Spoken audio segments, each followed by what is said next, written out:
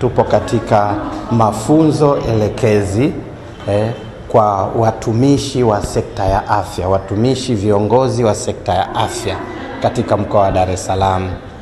Mafunzo elekezi haya yanalenga katika kuwahamasisha hawa watumishi, lakini kuwapa maelekezo ya msingi yatakayosaidia katika utekelezaji wa bima ya afya kwa wote kwa mkoa wa Dar es Salaam.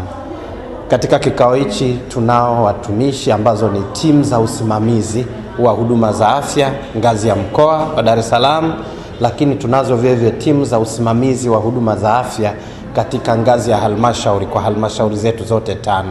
Lakini tumebahatika vile kuwa na timu za uendeshaji wa huduma ya afya kutoka katika hospitali za rufaa za mkoa wa Dar es Salaam ambazo tunazo 3 kwa maana ya Mwananyamala, Temeke pamoja na Amana.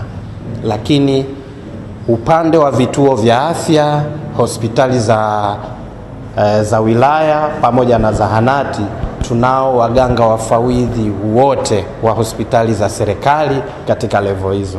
Tumekuja kwa pamoja kwa ajili ya kupata hayo maelekezo, lakini kupata fursa ya kuwa na mjadala pamoja na wenzetu kwa maana ya wizara zote ambazo zimehusika hapa kuja, ili tuweze kuwa na uelewa wa pamoja, ili tutakapokuwa tunaanza sasa pasiwe na changamoto yoyote katika utekelezaji.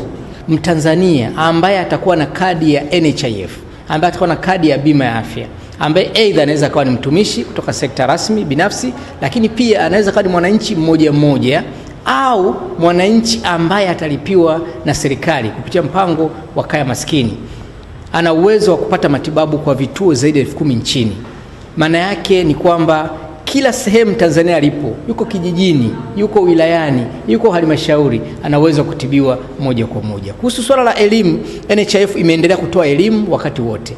Na kwa sasa tangu tarehe 15 mwezi huu tayari NHIF na wadau wengine, nikimaanisha TAMISEMI, nikimaanisha Wizara ya Afya na wadau wengine kama TIRA, tunatoa elimu nchi nzima.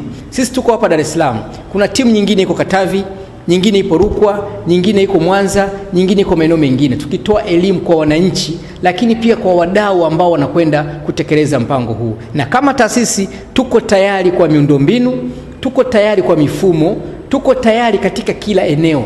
Sasa tunakwenda kutoa elimu kwa kila Mtanzania ili aweze kuelewa kwamba tunapokwenda kutekeleza jambo hili, kabla ya uzinduzi wa Mheshimiwa Rais, kila mtu awe tayari kwa ajili ya utekelezaji wa jambo hili.